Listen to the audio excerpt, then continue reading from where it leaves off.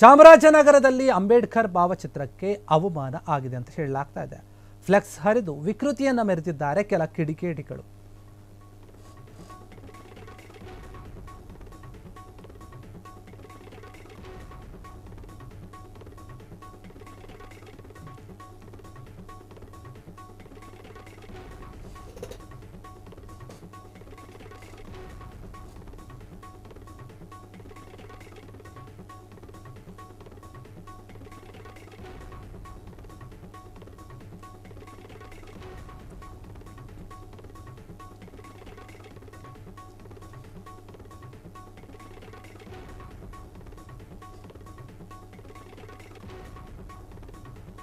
ಚಾಮರಾಜನಗರದಲ್ಲಿ ಬಾಬಾ ಸಾಹೇಬ್ ಅಂಬೇಡ್ಕರ್ ಅವರಿಗೆ, ಸಂವಿಧಾನ ಶಿಲ್ಪಿಗೆ ಇದೆಂಥ ಅವಮಾನ ಎನ್ನುವಂತಹ ಮಾತು ಕೇಳಿ ಬರ್ತಾ ಇದೆ. ಭಾವಚಿತ್ರವನ್ನು ಹರಿದು ಅವಮಾನ ಮಾಡಲಾಗಿದೆ.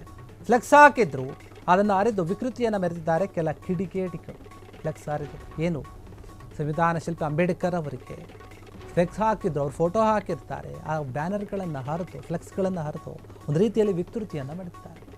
ಫ್ಲೆಕ್ಸ್ ಹರಿದಿದ್ದಲ್ಲದೆ ಬುದ್ಧನ ವಿಗ್ರಹವನ್ನು ಕೂಡ ಧ್ವಂಸ ಮಾಡಿದ್ದಾರೆ ಅಂತ ಹೇಳಲಾಗ್ತಾ ಇದೆ. ಚಾಮರಾಜನಗರದಲ್ಲಿ ಅಳವಡಿಸಿದ್ದ ಫ್ಲೆಕ್ಸ್ ಮತ್ತು ಬ್ಯಾನರ್ಗಳು ಏನಿದ್ದು ಅದರಲ್ಲಿ ಅಂಬೇಡ್ಕರ್ ಫೋಟೋ ಇತ್ತು, ಬುದ್ಧನ ಫೋಟೋ ಇತ್ತು. ಹೀಗಾಗಿ ಅವರ ಒಂದು ಉದ್ದೇಶಪೂರ್ವಕವಾಗಿ ಅವರ ಒಂದು ಚಿತ್ರಗಳನ್ನು ಹರಿಯಲಾಗಿದೆ, ಅವರ ಮುಖವನ್ನು ಮಾತ್ರ ಕಟ್ ಮಾಡಲಾಗಿದೆ. ನೀವು ಗಮನಿಸ್ತಾ ಇದ್ದೀರ ಯಾವ ರೀತಿಯಾಗಿ ಫ್ಲೆಕ್ಸ್ಗಳನ್ನು ಹರಿದು ಹಾಕಿದ್ದಾರೆ, ಮತ್ತು ಬುದ್ಧನ ವಿಗ್ರಹವನ್ನು ಕೂಡ ಒಡೆದು ಹಾಕಿದ್ದಾರೆ. ಈ ಒಂದು ಕೃತ್ಯಗಳನ್ನು ಯಾರು ಮಾಡಿದರೋ ಗೊತ್ತಿಲ್ಲ. ಅವರಿಗೆ ಯಾಕೆ ಇಷ್ಟು ಕೋಪ? ಫ್ಲೆಕ್ಸ್ ಹಾಕಿರೋದು ತಪ್ಪ, ಅಥವಾ ಅಂಬೇಡ್ಕರೇ ಅವರಿಗೆ ಇಷ್ಟ ಇಲ್ವಾ? ಬುದ್ಧ ಇಷ್ಟ ಇಲ್ವಾ?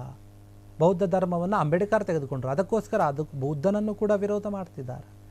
ಯಾಕೆ ಅಂತ ನಿಮಗೆ ಈಗ ಏನಾದರೂ ಒಂದು ಸ್ವಲ್ಪ ಸ್ವತಂತ್ರ ಇದೆ ಅನ್ನೋದಾದರೆ ಅದು ಸಂವಿಧಾನದಿಂದ ಮಾತ್ರ. ಅದಿಲ್ಲ ಅಂತಂದರೆ ಎಲ್ಲ ಜನರು ಕೂಡ ನಾಯಿಗಿಂತ ಕಡೆಯಾಗಿ ಕಾಣ್ತಾ ಇದ್ರು. ಯಾರ್ದೋ ಒಬ್ರದ್ದು ಸರ್ವಾಧಿಕಾರ ಇರ್ತಾ ಇತ್ತು, ಇಲ್ಲ ಬ್ರಿಟಿಷರು ಏನು ಆಳ್ತಾ ಇದ್ರು, ಆ ರೀತಿಯಾಗಿ ಯಾರೋ ಒಬ್ರು ಬಂದು ನಮ್ಮನ್ನು ನಡೆಸ್ಕೊಳ್ತಾ ಇದ್ರು, ಅಷ್ಟೇ ಆಗ್ತಾಯಿತ್ತು. ಆದರೆ ಇಷ್ಟೆಲ್ಲ ನಮಗೆ ಫ್ರೀಯಾಗಿ ಸಿಕ್ಕಿದೆ ಅಂತ ಹೇಳಿಬಿಟ್ಟು, ಅಧಿಕಾರ ಇದೆ, ಕಾನೂನಿನಲ್ಲಿ ನಮಗೂ ಕೂಡ ವಾಕ್ ಸ್ವಾತಂತ್ರ್ಯ, ಅಭಿವ್ಯಕ್ತಿ ಸ್ವಾತಂತ್ರ್ಯ ಇದೆ ಅಂತ ಹೇಳಿಬಿಟ್ಟು ನಿಮಗೆ ಇಷ್ಟ ಬಂದಾಗೆ ಈ ರೀತಿಯಾಗಿ ವಿಕೃತಿಯನ್ನು ಮರಿತೀರ ಅಂದರೆ ನಿಜಕ್ಕೂ ಕೂಡ ಇದು ಸರಿಯಲ್ಲ. ಯಾರು ಇದನ್ನು ಮಾಡಿದ್ದಾರೆ ಅಂತ ಆರೋಪಿಗಳಿಗಾಗಿ ಹುಡುಕಾಟವನ್ನು ನಡೆಸ್ತಾ ಇದ್ದಾರೆ ಪೊಲೀಸರು. ಹೀಗಾಗಿ ಅವ್ರಿಗೆ ಮೇಲೆ ಕ್ರಮ ತೆಗೆದುಕೊಳ್ಳಬೇಕು. ಯಾರು ಚಾಮರಾಜನಗರದ ಈ ರೀತಿಯಾಗಿ ಮಾಡಿದ್ರು ಅಂತ ಹೇಳಿ ಹುಡುಕಾಟವನ್ನು ನಡೆಸ್ತಾ ಇದ್ದಾರೆ. ಯಾರಿರಬಹುದು ಆರೋಪಿಗಳು ಅಂತ. ಸಂವಿಧಾನ ಶಿಲ್ಪಿ ಅಂಬೇಡ್ಕರ್ ಅಂತಂದರೆ ಅವರಿಗೆ ಇರುವಂತಹ ಗೌರವ ಬೇರೆ. ಮತ್ತು ಈಗ ಈ ಒಂದು ವಿಚಾರವಾಗಿ ಅಲ್ಲಿ ಏನಾದರೂ ಕೆಲ ಘಟನೆಗಳು ಆಗಬಹುದು. ಯಾರು ಸುಮ್ಮನೆ ಇರಲ್ಲ. ಯಾರು ಫ್ಲೆಕ್ಸ್ ಹಾಕಿರ್ತಾರೆ, ಯಾರು ಅಂಬೇಡ್ಕರ್ ಅವರ ಒಂದು ಅನುಯಾಯಿಗಳು, ಅಭಿಮಾನಿಗಳು, ಮತ್ತು ಮುಖ್ಯವಾಗಿ ಸಂವಿಧಾನವನ್ನು ಯಾರು ಗೌರವಿಸ್ತಾರೆ ಅವರು ಈಗ ಎದ್ದು ನಿಲ್ತಾರೆ. ಯಾರು ಇಂಥವ್ರು ಮಾಡಿದ್ದು ಅಂತ ಪ್ರಶ್ನೆ ಮಾಡ್ತಾರೆ. ಹೋರಾಟ ಕೂಡ ಆಗಬಹುದು. ಅಂಬೇಡ್ಕರ್ ವಿಚಾರಕ್ಕೆ ಬಂದರೆ ಅವರಿಗೆ ಅವಮಾನವನ್ನು ಮಾಡಿದ್ರಿ, ಅವಮಾನ ಆಗೋ ರೀತಿಯಲ್ಲಿ ಒಂದು ಮಾತನ್ನು ಆಡಿದ್ರು ಕೂಡ ಅದು ಎಷ್ಟು ದೊಡ್ಡ ಮಟ್ಟದಲ್ಲಿ ವಿವಾದ ಆಗುತ್ತೆ ಅನ್ನುವಂಥದ್ದು ಸಾಕಷ್ಟು ಬಾರಿ ನಾವು ಕೆಲವೊಂದು ಪ್ರಕರಣಗಳನ್ನು ನೋಡಿದ್ದೇವೆ, ಘಟನೆಗಳಲ್ಲಿ ಕೂಡ ನೋಡಿದ್ದೇವೆ.